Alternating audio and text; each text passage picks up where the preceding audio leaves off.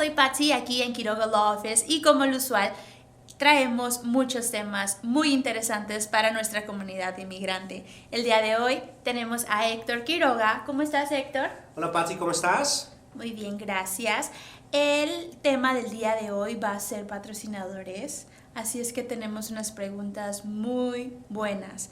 Les quiero recordar que estamos en las redes sociales Facebook, Instagram, Snapchat, YouTube, así es que búsquenos, suscríbanse para que estén informados de las últimas noticias. Gracias Patsy, es cierto, lo importante es que se suscriban, que por favor manden sus mensajes, sus comentarios y nos dejen saber, ya sean preguntas de patrocinadores o preguntas de cualquier tipo de migración, por favor escríbenos y aquí les respondemos en vivo en el show o si no en los diferentes videos que hacemos en todas las redes sociales en Abogado Quiroga, ¿no? Exacto. Entonces, bueno Patsy, empecemos, ¿qué tienes el día de hoy? El día de hoy tengo la pregunta, empezamos con la pregunta, va a ser una petición por su madre, pero dice que sus recursos no son los suficientes para ser el sponsor. Él pregunta, ¿se puede repartir el patrocinio entre él y su hermano?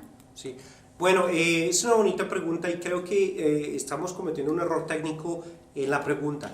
Una persona puede pedir a sus padres si es mayor de 21 años, pero recordemos que la petición es diferente a lo que es la aplicación de la tarjeta de residencia de la Green Card. Son dos conceptos diferentes. El patrocinio se necesita en la aplicación de la residencia, no en la petición como es. Entonces a veces hay peticiones que se pueden demorar, como sabemos, 6 meses, se pueden demorar 1 año, se pueden demorar 10 años, 12 años, 15 años, dependiendo de la situación, puede ser entre hermanos. Entonces, para someter la petición no necesitas un sponsor.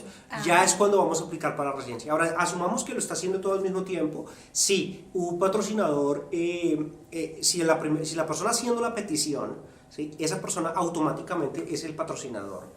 Si no alcanza, puede traer a un co-sponsor, un copatrocinador que le ayude y puede ser cualquier residente o ciudadano que no tiene necesariamente que ser relacionado. Entonces el hermano lo puede hacer, pero no necesariamente puede ser así para mirar exactamente por dónde nos vamos. Gracias, Héctor. Vamos a pasar a la siguiente pregunta y seguimos. Bendiciones, abogado. Nos cuenta que llegó a Estados Unidos y se casó. Vino con mucho dinero de sus padres, que sus padres le dejaron, y además tiene una fábrica en su país y él genera pues muchos ingresos. Él es esposo de una ciudadana quien va todo este proceso, pero él quiere saber si él puede no tener sponsor por todo lo que él... Sí. Entonces la respuesta es no. Todas las personas, inmediatamente, automáticamente la persona que hace la petición tiene que firmar el documento de patrocinio, o sea, el independientemente que tenga o no tenga. Entonces la teoría de la ley es, si la persona viene, si yo estoy pidiendo un relativo, yo me voy a hacer responsable financieramente de ese relativo. Eso es lo que la ley quiere, que la persona diga, yo voy a traer a esta persona y si no tengo un amigo o alguien que me va a ayudar a hacerme responsable de esta persona. Es cuando la persona dice, pues yo tengo muchas cosas yo mismo, eso estará muy bien, pero así como usted las tiene en otro país, el día de mañana se las vuelve a llevar, ¿me entiende? Entonces ellos no admiten eso, entonces ellos sí necesitan que él tenga un patrocinio. O que vendría siendo la esposa primordialmente. Primordialmente tendría que serlo. Y ella tiene que mostrar los ingresos de ella, ¿no? Independientemente de que sea rico, ella tiene que mostrar los ingresos de ella, ¿no? Tiene que... ya lo entiendo, Sí. Bueno, gracias, Héctor. Sí. Vamos con la siguiente. Dice, él es ciudadano mayor de 21 y quiere hacer una petición por su papá y por su mamá. Él quiere hacer las dos peticiones al mismo tiempo y nos pregunta, ¿él mismo puede ser patrocinador para los dos? Ok, entonces repito, el problema no es la petición como tal, ¿verdad? La petición se puede hacer sin necesidad de un patrocinio. Si él los va a pedir ya como residentes en la aplicación de la residencia, ahí él tiene que ser residente. Ahora, él puede ser patrocinador de los dos, sí lo puede hacer, solo que los ingresos tienen que ser mayores. Entonces, digamos, en vez de ser una familia de 2 personas, él está trayendo al papá, digamos, entonces es él y el papá, ¿verdad? De pronto va a ser él, papá y mamá, entonces ya son 3 personas. De pronto, si él está casado, entonces le sigue sumando uno y le sigue subiendo los números de... Entonces, más o menos por persona es cantidad. Exactamente, por persona. Entonces, pero no hay ningún tipo de limitación. Tú puedes ser patrocinador de cuantas personas quieras. Lo que pasa con es que te alcance.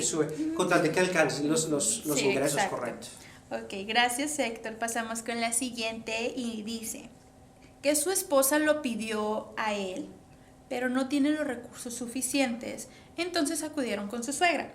Pero su suegra no trabaja, ella tiene muchas propiedades. Es suficiente que le aprueben y que ella pueda ser su patrocinadora a pesar de que ella no tiene un trabajo. Muy bonita pregunta. Sí, hay dos formas de ser patrocinador. Uno es con los ingresos, que se demuestra que la gran mayoría, yo creo que el 90% lo hace por ingresos. Si los ingresos no son suficientes, hay algo que se llama la regla de 3, ¿no? Que ya hay que mirar qué tipo de propiedades o qué tipos de activos tiene la persona para poder hacer este tipo de situación, ¿no? Y entonces si la persona tiene propiedades, muy probablemente va a poder decir, mire, yo tengo todo lo que son en propiedades y lo que es mi net worth, ¿no? Lo que son Exacto, mi esto okay. Es mucho más grande y se puede hacer. Lo que pasa es que tiene una fórmula especial para hacerlo. Muchas gracias, ya sí. entiendo. Bueno, vamos a pasar con la última pregunta de esta sección y nos dicen, contándonos que está muy angustiada ya que tenía de patrocinador a su suegro, pero lamentablemente el señor falleció. ¿Qué puede ser ella ahora? ¿Le van a negar esto o tiene que buscar a otro más? Sí, bueno, depende de dónde está el proceso, ¿no? Si el patrocinador ya se sometió los documentos o no, o si no lo han sometido, ¿no? Entonces, depende de dónde está el proceso. Ya se sometió el proceso, pues el patrocinador es el que está y hay que esperar a que el gobierno pida otro, si lo pide, porque a veces no lo hace, o sea, eso es común, ¿me entiendes? Que ellos realmente no. Recordemos que este sistema de patrocinio no es, al día de hoy no está muy bien organizado. El gobierno realmente como que no ha sabido como dejar muy bien en las bases de datos quién está patrocinando a quién. Entonces ha sido un poco difícil de saberlo. Entonces usualmente cuando hay fallecimiento, si ya el caso está dentro, usualmente el gobierno no dice nada. Pero si no se ha sometido de todas formas el proceso, pues no se puede someter un documento sabiendo que la persona ya ha fallecido, ¿no? Gracias, sí. Héctor. Bueno, vamos a pasar a la siguiente sección, que es mito o realidad. Mi favorita. Vamos a empezar con la que mito o realidad, que para ser patrocinador debe de haber un lazo sanguíneo. Para ser patrocinador no, es un mito, no tiene que haber ningún tipo de lazo sanguíneo. Puede ser un amigo, puede ser solamente que sea ciudadano o residente de Estado. Ok, perfecto. Siguiente mito o realidad, que la persona que nos pide es el mismo patrocinador. Y es lo que nos decías, sí, ¿verdad? Sí, la persona haciendo la petición siempre es un patrocinador principal. Lo que pasa es que a veces hay que buscar un co-sponsor, un copatrocinador, pero por regla de la ley, la persona haciendo la petición siempre está diciendo, yo quiero que mi familiar venga a vivir conmigo. Entonces, ok, perfecto. Bueno, gracias. Vamos a la siguiente mito o realidad, que puedo tener muchos patrocinadores. Eso es un mito. Realmente solamente se puede tener un solo co-sponsor. Lo que pasa es que a veces puedes tener esposo y esposa, ¿me entiendes? Okay. Cuando es un household, cuando es una familia. Entonces los dos van a firmar, esposo y esposa, porque la familia nos está haciendo el co-sponsor, ¿me entiendes? Entonces en ese sentido van a ser más, ya harían 3, ¿me entiendes? Sí. Pero así que yo puedo decir que vaya siguiendo la comunidad entera. No. Ok, bueno, tantito. Sí. ¿El patrocinador tiene que estar en la misma ciudad? No necesariamente, y eso es una buena pregunta porque lo que hemos experimentado en lo que es Washington y Nevada no es así, pero en otros tipos de estados sí te preguntan, bueno, y la persona porque vive en otra parte. Entonces, usualmente en nuestra área, en lo que digamos en el 9º circuito, ha sido un poquitico más liberal al sentido de los patrocinadores, pero en otros circuitos han sido un poquitico más restringidos. Lo que nosotros sabemos es que no hay ningún requerimiento de la ley. Gracias. Bueno, vamos con la última de mito o realidad y dice: ¿mito o realidad que una empresa puede ser tu patrocinador? Una empresa puede ser tu patrocinador. En una petición de empleo, ¿me entiendes? La empresa es el patrocinador, exactamente. En una petición familiar es la persona, no es honesto. Entonces, dependiendo de qué tipo de proceso. Entonces, pues es realidad porque puede ser en una petición de empleo, claro. Gracias. Bueno, vamos a pasar con las preguntas cortas, que luego no terminan siendo tan cortas, pero vamos a empezar. ¿Qué es una declaración de mantenimiento? La declaración, es el affidavit de support, es la declaración de mantenimiento. Eso es lo que realmente firma el patrocinador, es el documento legal que firma el patrocinador diciendo yo voy a declarar que voy a ayudar al mantenimiento de esta persona. Si la persona llega a buscar algún tipo de ayuda federal, como digamos lo que es ayuda de comida, food stamps, ese tipo de cosas, ese es el documento que realmente estamos sacando nosotros. Gracias, vamos a pasar a la siguiente y dice, ¿hasta cuándo y cuánto dura un patrocinio? Buena pregunta. El patrocinio dura hasta que la persona se haga ciudadana, ¿sí? O hasta que la persona tenga 10 años de crédito del Seguro Social trabajando. Entonces, si es residente, tiene que trabajar por 10 años de crédito. Entonces, si deja de trabajar, no cuenta. Deja de cantar. Entonces, tiene que ser con los números de Seguro Social. Y si trabaja una persona, son más o menos 10 años. Tiene que tener 40 créditos de Seguro Social que más o menos se adquieren de esa forma trabajando 10 años. Entonces, una vez nosotros ayudamos a una persona a hacerse residente, tenemos un incentivo muy grande que la persona se haga ciudadana. Entonces, queremos que esto llegue ahí. Y también recordemos que no sobrevive el divorcio. Ok, o sea, te divorcias y como quiera sigue siendo... Si la persona te pide, tu pareja te pide, se casan, pero después se divorcian, ese documento todavía está ahí. Vamos a lo siguiente. Sí. Vamos a ver, ¿necesito patrocinio para hacerme ciudadano o solamente para la residencia? Patrocinio solamente es para la residencia. Ok, no es necesario para lo que es la ciudadanía es algo que hacemos nosotros mismos por nuestra misma cuenta, ¿me entiendes? Una persona pide su ciudadanía a uno mismo. Nadie le puede pedir la ciudadanía a uno, ¿me entiendes? Pues claro. Entonces sí. es un beneficio de uno mismo y uno no necesita patrocinio de nadie para eso. Gracias. Vamos a la siguiente. ¿Qué diferencia hay entre un patrocinador y un copatrocinador? Que fue algo que ya... Más o menos. Entonces, el patrocinador es la persona principal, la que está haciendo, y usualmente puede ser suficiente, solamente no. El copatrocinador simplemente es cuando el primer patrocinador, la persona haciendo la petición, no le alcanzan los ingresos, puede de todas formas traer una persona que le ayude a firmar y que pueda garantizarle al gobierno que no va realmente el inmigrante a hacerle carga pública de ninguna forma al gobierno. Perfecto, muchas gracias. Ahora vamos a pasar con la última y dice, ¿qué es una carta de sostenimiento? Ok, una carta de sostenimiento, eso a veces lo confunden con lo que es el affidavit support, que también es una declaración de sostenimiento. Le dicen diferente, la traducción es un poquitico rara y la hacen diferente, pero en sentido es el mismo documento, ¿me entiendes? Es un documento donde nosotros estamos diciendo te voy a dar la carta o la forma o el documento que yo me estoy haciendo como patrocinador, y así es todo lo que se está haciendo, y creo que es un poquitico de traducción que le dan dos diferentes definiciones, pero es lo mismo, es la misma I-864, que es la forma que estamos hablando, affidavit support, ahí estamos. Gracias, Héctor. Vamos a pasar ahora con nuestras preguntas del live anterior y están muy buenas. Vamos a empezar. ¿Cómo se pagan los taxes si, por ejemplo, no estás trabajando en Estados Unidos? ¿La declaración de impuestos debe ser por el patrocinador? Bueno, la declaración de impuestos, estamos confundiendo dos cosas diferentes, pero realmente. Si está el código de lo que es el IRS, que es el código de ingresos, y está el código migratorio. El código de ingresos de la ley dice que si tú tienes más de cierto número, usualmente $8,000, pero a veces sube, a veces baja, ¿verdad? Vengas ingresos mayor de esos, tienes que someter tus impuestos. Eso es todo. La ley de inmigración solamente, ellos dicen, bueno, pero si la persona no tiene un permiso de trabajo, no tiene un número, y pues si no está, supuestamente no está aquí, no nos puede requerir que sometamos impuestos, pues porque no estamos trabajando. Entonces ellos se enfocan en la persona haciendo la petición y también en la persona haciendo el patrocinio, ¿me entiendes? Exacto. Esas personas son los impuestos de esas personas, por eso tienen que ser ciudadanos o residentes, ¿me entiendes? Para que ellos, claro, exactamente. Entonces no es la persona, no es lo que nosotros llamamos el beneficiario, la persona a la que le llega el beneficio, la green card, el permiso de trabajo, la ciudadanía.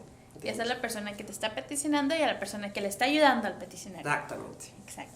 Bueno, vamos a la siguiente y dice, yo estoy en un trámite, ya me pidieron que envíe mis documentos y las de mi esposo ciudadano, pero él no cuenta con el tiempo declarando para ser mi patrocinador. ¿Qué puedo hacer? Yo me encuentro en México y mi esposo en Estados Unidos. Entonces él sometió los documentos, espérame, ¿él es ciudadano? Sí, Él es ciudadano y está pidiendo a su esposa en México. Exacto. Y no tiene el tiempo suficiente para mostrar el patrocinio. Exacto. Okay. Bueno, pues tiene que buscar un co-sponsor, lo primero. O segundo, de pronto hay que mirar si no tienen los ingresos suficientes. Puede él tener activos, casa, algo pago, un carro, algún tipo de valor que podemos mostrar, la regla de 3 que estábamos hablando, de pronto puede aplicar en ese momento. Habría que mirar. Perfecto. Sí. Gracias, Héctor. Pasamos con la siguiente. Estoy trabajando en un proceso de asilo. Yo soy venezolano y me casé aquí en Estados Unidos. Mi esposa es ciudadana americana y ella quiere hacer una petición familiar para solicitarme, pero sus ingresos no cubren el monto debido. Sí. Yo tengo mi permiso de trabajo y seguro social, en conjunto el ingreso y los dos lo cubre. ¿Puede usar el de él y el de ella para eso? Entonces, usualmente el household, la familia, el núcleo, es el ingreso de la familia, pero tiene que ser ingreso documentado. Entonces, la mayoría de tiempo, cuando una persona está pidiendo a otra persona, ¿sí? La otra persona pues no tiene ningún tipo de estatus, está por fuera del país, está por esto. Entonces usualmente solamente son los ingresos de una de las partes. Sin embargo, si la otra parte ya tiene un permiso de trabajo, ya sea TPS, DACA, Paro in Place, asilo, por ahí ya teniendo un permiso de trabajo, esos ingresos cuentan, porque es ingreso documentado y está metiendo sus impuestos. Entonces podríamos ahí en ese momento combinarlo. Ahora, lo digo porque de todas formas en esto hemos tenido retos del gobierno, los cuales nos ha tocado pelear y se hemos demostrado que no, obviamente ese ingreso cuenta, ¿cómo no? Sí. Gracias, Héctor, muy interesante. Vamos a la siguiente y dice: me han comentado que el patrocinador debe acreditar su salario, pero la persona que me va a ayudar es dependiente y depende de lo que hace al mes en su sala de belleza. ¿Me sirve como patrocinador en estas condiciones? Ok, entonces esto es una pregunta común que hacen con personas que viven en comisión o que son dueñas de algún negocio, que a veces tienen algún tipo de ingresos inestables, ¿verdad? Sí, claro. A veces les va bien, a veces se baja, a veces vuelve y se sube. Entonces, como no tienen lo que son los estados de cuenta, los estados de cheque, los pay stubs y la W2 y ese tipo de cosas porque tiene otro sistema, lo que nosotros buscamos es algo que se llama Profit and Loss Statements, que es las cuentas de ganancias y pérdidas, y usualmente los miramos por 6 meses, bueno, cuánto ganó el salón de belleza, cuándo bajó, y en promedio sabemos es lo que está haciendo y es lo que utilizamos. Entonces trabajamos mucho con los patrocinadores si son dueños de negocio, o por ejemplo que son, digamos, una persona que venda finca raíz, un realtor, ¿no? Son comisiones lo que ganan, a veces venden casas de mayor valor, entonces las comisiones son mayores, ese tipo de cosas. Una vez más miramos el promedio y así es como se hace. Perfecto, muchas gracias, Héctor. Bueno, vamos con la última y la pregunta es: mi esposo es militar y va a iniciar el proceso. ¿Él mismo puede ser mi patrocinador? Sí, correcto. La regla inclusive para los militares es que, recordemos que para ser patrocinador tenemos que llegar al 125% de nivel de pobreza de ese año. Para los militares se rebaja al 100%, entonces es un poquitico menos, al contrario de lo que tienen que ser, pero sí, claro, él puede ser patrocinador y si no alcanza, pues puede buscar un co-sponsor y todo, pero les bajan un poquitico la línea a ellos por ser de las Fuerzas Armadas. Oh, wow. Bueno, muchas gracias, Héctor. Estas fueron todas las preguntas del día de hoy, sin antes recordarles que el siguiente tema es sobre castigos, así es que me imagino que va a estar muy interesante. Castigos bastante, sobre todo de la comunidad, que hablemos a fondo de los castigos, qué se puede hacer, cómo los podemos ayudar. Exacto. Cuándo hay perdones y cuándo no hay perdones. Exacto, cuánto se necesita y cuándo no. Exacto, así es que no se olviden en estar aquí en contacto con nosotros, suscribirse para que así ustedes se les llegue toda esta información que es muy interesante. Sí, muchas gracias. Por suscríbanse, escriban, mándenos sus preguntas, déjenlas aquí y con mucho gusto les vamos a responder en la próxima producción. Muchas gracias, hasta la próxima. Abogado Quiroga, no me olviden.